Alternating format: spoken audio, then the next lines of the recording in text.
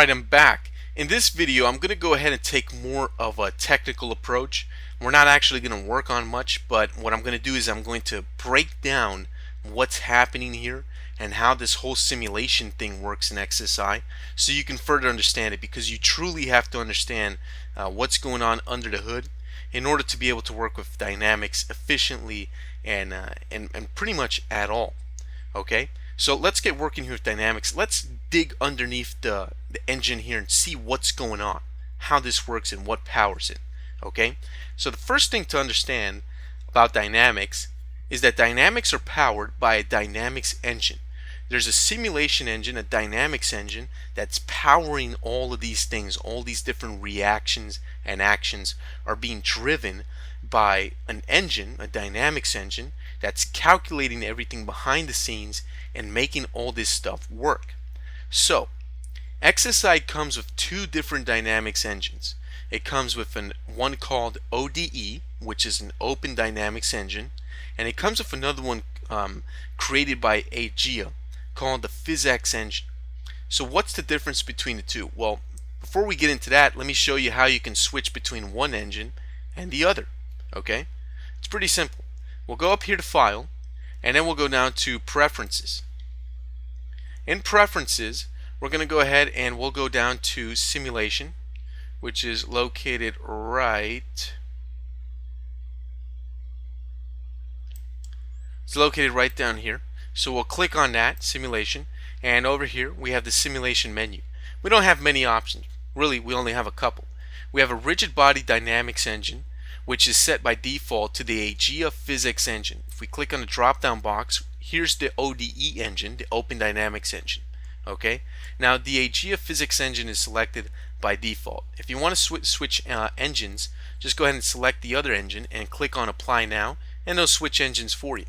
Okay, so what's the difference between the two? Well, I'll be very blunt and I'm just going to get straight to the point. The PhysX engine is the better of the two engines.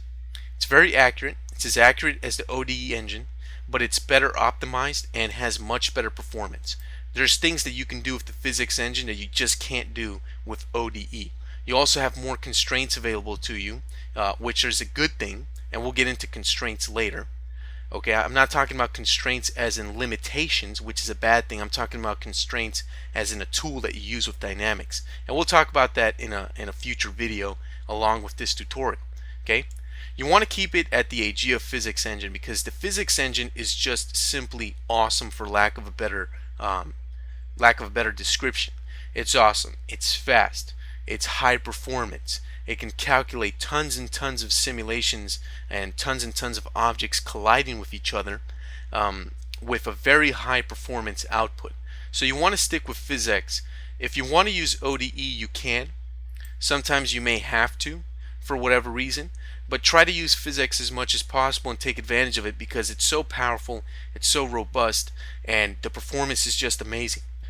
So we're going to be using the AGEA PhysX dynamics engine throughout this entire tutorial. Okay, so we're going to leave it alone. We're going to leave it at the default, and we're just going to close that. And I just wanted to show you that, so just so that you know, and you can switch engines whenever you want. Okay, the next thing we're going to talk about is the actual dynamic simulation that's happening here, and what's powering it, what's making it work.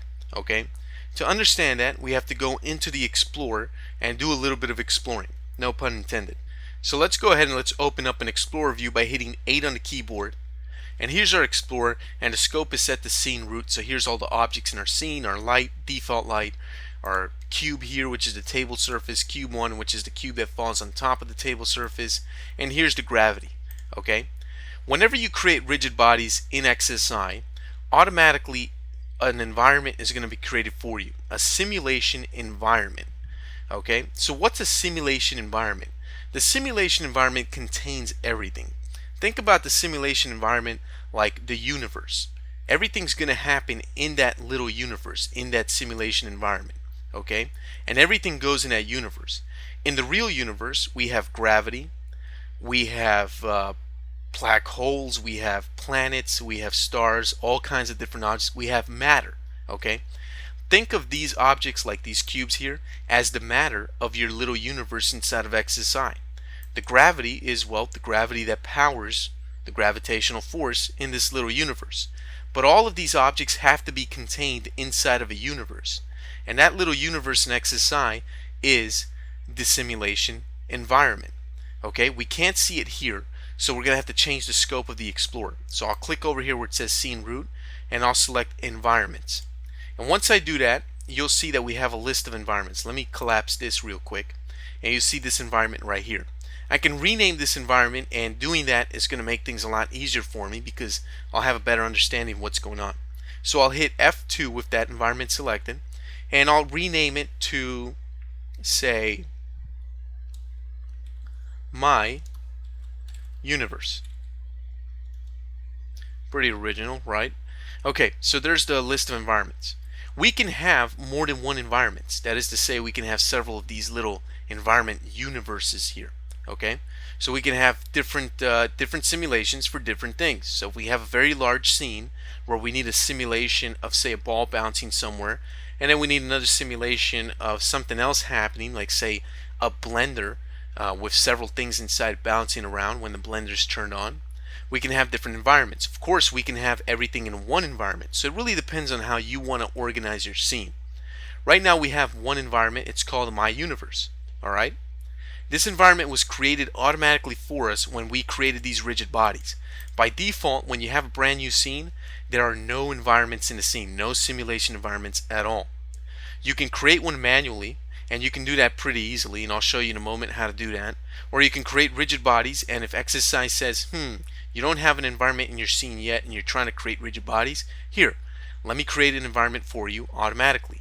That's what it did for us, and by default it called it environment. Okay, we renamed it to My Universe. If I click on this plus icon to expand it, I can see the different components that create this environment, the different components and elements and different things and objects that form this little universe, this environment here. Okay, when you create one of these environments, three different groups are created: a rigid bodies group, a constraints group, and a forces group. The rigid bodies group is going to contain, and if I click on the plus icon, it's going to contain all the objects in the scene which are rigid bodies. In this case, the table and the cube that falls on top of the table. So it doesn't matter if they're active or passive. All rigid bodies, no exceptions, will be placed automatically in this rigid bodies group right here. Now, constraints. We'll talk about constraints further down in this tutorial. We're not going to get into that now. But when we do work on constraints, whenever we do create constraints in our scene, they'll automatically be placed inside of this group right here for constraints. You can see there's no plus icon. That's because we don't have any constraints. Therefore, this group is currently empty. Makes sense, right? Down here we have a forces group, and we do have a force in this group, so I'll go ahead and expand that, and we can see that our gravity is in that group. Whenever we create a brand new force in our scene, that force is going to be placed automatically inside this forces group that belongs to the currently active environment. So this is basically just organizing our things in different groups and things like that. Down here we have an operators folder. If we expand that, we have a physics dynamics operator.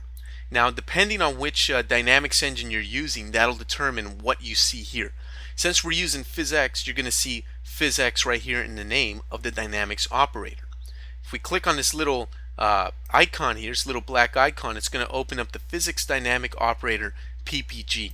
And we have a couple of tabs: Simulation Accuracy and Advanced.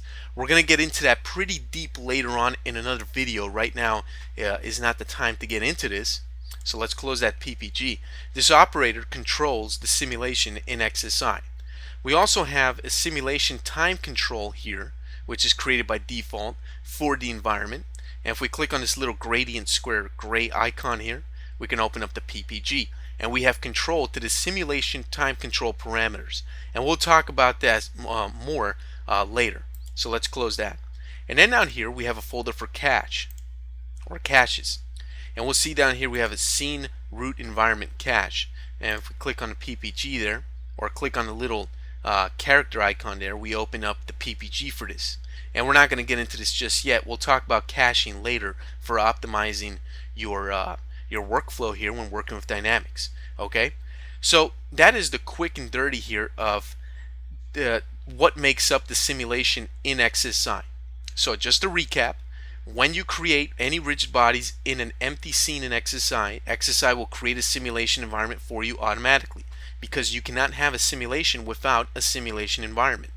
You can rename the simulation environment to anything you'd like, and inside of that simulation environment you'll find all of these different components and objects. You'll find a group for rigid bodies, and that group will contain all the rigid bodies in your scene. You'll find a group for constraints, and that group will contain all the constraints in your scene. Likewise, you'll find a group for forces, and that forces group will contain all of the forces in your scene, whether it's a wind force, gravity force, or whatever it is. It'll be located in this forces group. We also have an operator. Now, there's only one operator per environment. You can't have several operators because you can only use one dynamics engine at a time in a simulation environment. Now, we can create two simulation environments, and we can have one powered by the PhysX engine and another powered by the Open Dynamics engine. Okay?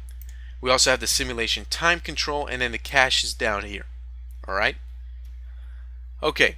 Now, one other important thing to understand is that you'll notice that the My Universe simulation environment here is shown in italics.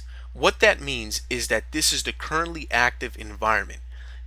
I'm going to move on here and create a new environment here, so we're going to have two simulation environments in the same scene. I'm going to do that on purpose so you can better understand what this current environment setting is over here. Alright? So here's what I'm going to do. I'm going to go over here under Create. I'll click on Rigid Body. And then down here, the last option you'll see is Environment. So I'll click on that, and that creates a brand new simulation environment. Now in my list of environments, you can see I have a new environment. If I go back over there, I can create a brand new environment. So now I have three. I can select this environment and rename it to whatever I want. So I could call this the Bouncing Ball environment. Maybe this environment over here is set up for something else, so I'll hit F2 and I'll rename that to, I don't know, alternate environment or whatever it is. Really, it's up to you what you name it. But now you can see we have three different environments. You notice that this is the only one, the My Universe environment, is the only one in italics. That's because it's the current environment.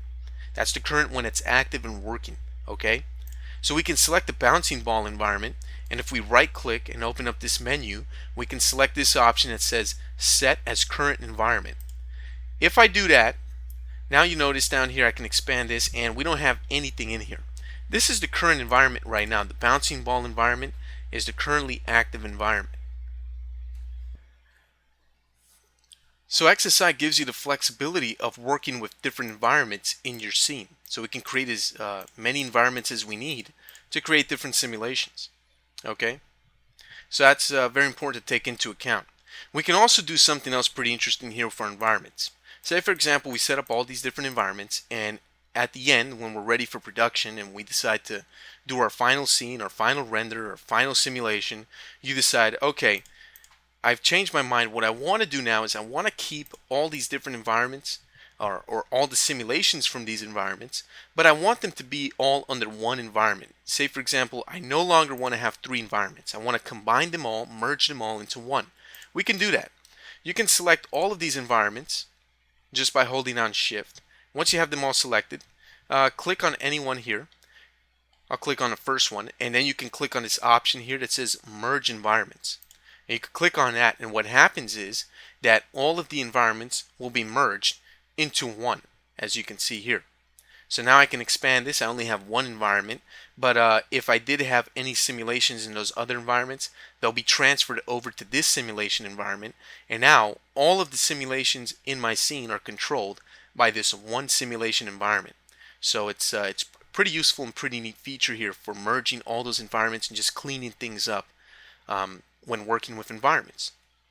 And if this all doesn't make too much sense now, really it wasn't expected to. I just wanted to give you a sort of a breakdown here of the anatomy of a simulation environment here in XSI. We're going to be working on a lot of example scenes. We're going to be working with dynamics a lot during this tutorial.